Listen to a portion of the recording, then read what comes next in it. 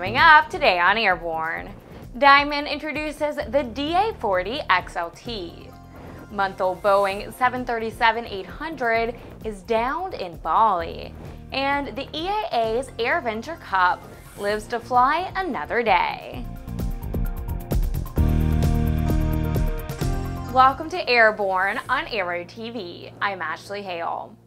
Diamond Aircraft has announced the introduction of the DA40 XLT configuration to further enhance the cabin interior and comfort of its highly regarded DA40 product line.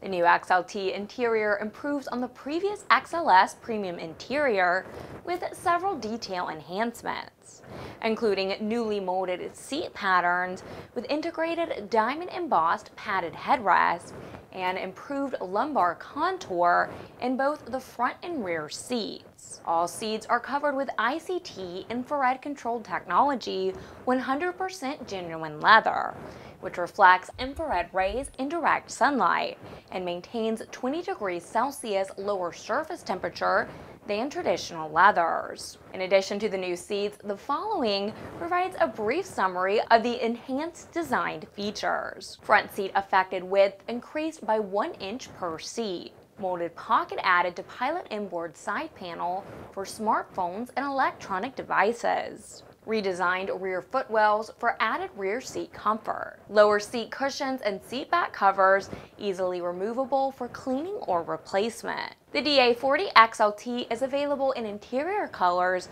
of oyster gray or champagne beige, with choice of carbon weave or walnut burl accents. On April 13th at about 3:15 p.m. local time in Bali, a month-old Lion Air Boeing 737-800 crashed on approach to Ngurah Rai Airport due to unknown circumstances. There were no fatalities reported, though there were 108 persons on board when the 737 went down less than 200 feet short of the runway and impacted in the ocean while attempting to land. Injuries were reported to upwards of 45 people, and the fuselage was seen to have been broken in a number of places as a result of the impact. The flight started earlier in the day in Bandung and had flown 2 other legs Saturday before the Bali impact. This is Lion Air's 6th major accident since 2002, and the airline has been cited by a number of safety regulators as a carrier that has problems in that regard.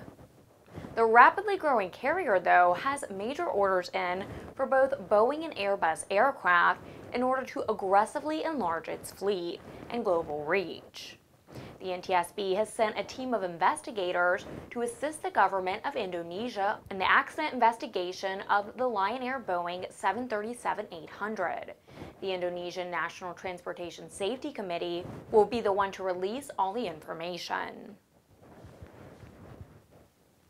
The EAA AirVenture Cup Race will continue racing in 2013 with the full support and involvement of the EAA. Tom Patton has the details. Ashley, the race nearly didn't happen last year after EAA determined that it would end its association with the event, which has been held each year since 1997.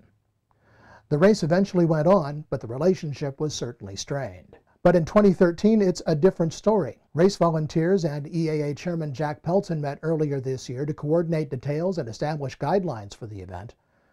Race officials are still determining the course for this year's race, but plan to hold it on Sunday, July 28th, in advance of AirVenture, as they've done for the past 16 years. Race officials say they have their work cut out for them, given the need for sponsorships and the short amount of time they have until race day. Past flying courses have ranged anywhere from 400 to 750 miles cross-country towards Oshkosh in advance of AirVenture. In 2012, the race started in Mitchell, South Dakota, with more than 50 aircraft participating. For Airborne, I'm Tom Patton.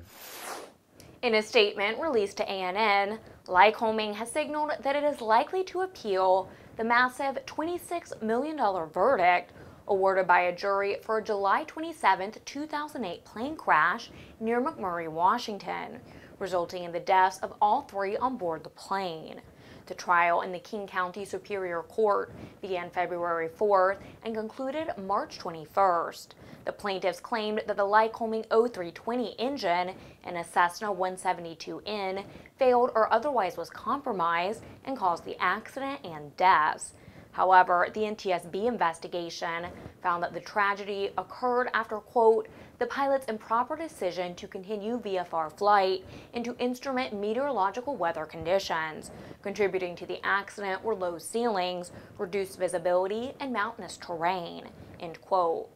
Additionally, the aircraft had nearly 10,000 hours on the airframe, and the engine had seen 2,559.8 hours since its last major service overhaul. Yet, the NTSB found no fault with its operation. Lycoming's statement reads in part, quote, needless to say, Lycoming Engines Division of Avco Corporation is obviously disappointed about this verdict. First, the engine was manufactured in 1978 and had not been handled by Lycoming since that time. Second, Lycoming did not design, manufacture, or sell the aftermarket carburetor installed in the airplane at the time of the accident. Third, the National Transportation Safety Board did not find anything wrong with the Lycoming engine. Lycoming is exploring all legal avenues and presently expects to appeal the jury's award, end quote. While contemporary military aircraft will not be participating in air shows this year, the Air Force Heritage Flight Foundation has developed plans to be sure that heritage flights will continue to be available to air shows that wish to have them participate. On the Facebook page of the Aviation Enthusiast is a posting from the organization indicating that the AFHFF has increased its commitment to providing heritage flights for the entirety of the 2013 season, though modern aircraft will not be able to participate in the shows. Still, AFHFF says its civilian pilots will fly civilian warbirds at remaining scheduled 2013 Heritage Flight air shows, quote, to honor the brave men and women who have served and proudly support the Air Force's recruiting and retention efforts, end quote.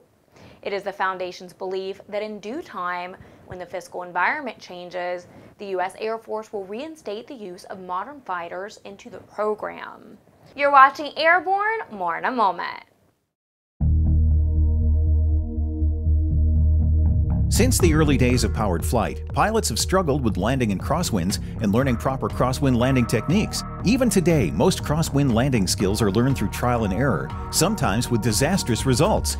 Believe it or not, the most common contributing factor in weather-related accidents each year is crosswinds. The second most common factor is wind gusts.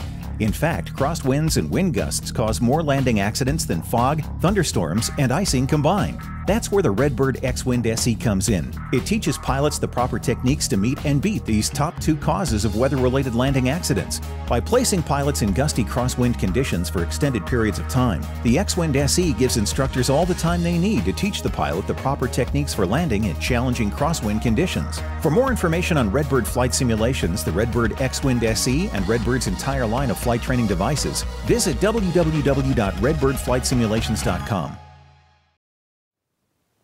Welcome back. If you'd like to suggest a story for Airborne, Aero-TV, our website, or podcast, you can drop us an email at news-spy@aero-news.net. Saying that Boeing is now part of the fabric of South Carolina, the company on Tuesday announced that it will invest $1 billion in its North Charleston manufacturing facility, which it expects should create some 2,000 additional jobs over the next 8 years. The announcement came at an aerospace manufacturing conference held in the state last week. South Carolina officials said they will provide $120 million in incentives to the plane maker for upfront expansion cost. The Associated Press reports that in a statement released by company spokeswoman Candy Esslinger, Boeing said the move reflects, quote, an unprecedented demand for commercial airplanes, including a forecast of another 34,000 airplanes required over the next 20 years, end quote. The plant currently rolls one Dreamliner per month off its assembly line and is ramping up for a rate of 2 per month in the next 6 weeks. The plant also fabricates mid and aft body fuselage sections for airplanes to be assembled both in South Carolina as well as Everett, Washington. The federal air surgeon this week has added several common diagnoses to the list of conditions that do not require a special issuance and review before issuing a medical certificate.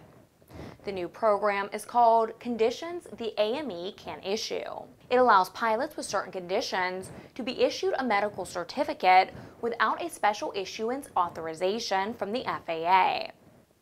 The list of conditions includes arthritis, asthma, glaucoma, hepatitis C, hypertension, hypothyroidism, migraines and chronic headaches, certain prediabetes conditions, and renal cancer. AMEs will still require certain documentations from pilots showing they have such conditions under control, but a special issuance can be made without sending those documents to the FAA. The medical certificate that is issued will be valid for the normal period, depending on the applicant's age and/or the class of the certificate. Well, it's Tuesday and time for Aero Video of the Week.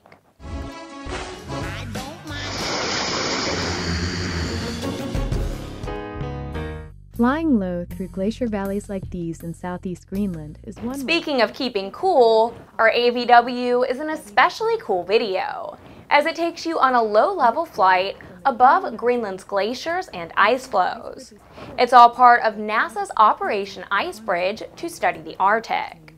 Find it on YouTube by searching NASA Flying Low over Greenland. Many aviators, at least those with a bit of age to go along with their experience, will remember Spanky, Alfalfa, and Buckwheat as members of a neighborhood gang called the Little Rascals. We'll get ready to meet the newest member of the gang.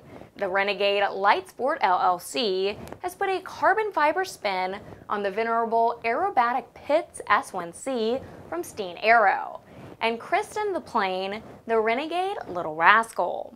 Previously known as the Carbon Pitts, Renegade was notified by Aviat that it held a trademark on the word Pitts, necessitating the name change. Renegade says this aircraft is one of a long line of Lycoming-powered LSAs from the company. The Rascal sports the best of the old S1C airframe, however it's 4 inches wider, 6 inches longer in the cockpit, sporting a new all-carbon fiber wing design with full-span ailerons and complete carbon wing with no fabric whatsoever. Renegade says they will soon have an announcement about a new Lycoming-powered amphibian as well. Well, that's our program for Tuesday, April 16th. Remember, you can get comprehensive, real-time, 24/7 coverage of the latest aviation and aerospace stories at Aero-News.net. And please join us again next Friday for another edition of Airborne. I'm Ashley Hale. Thanks for watching.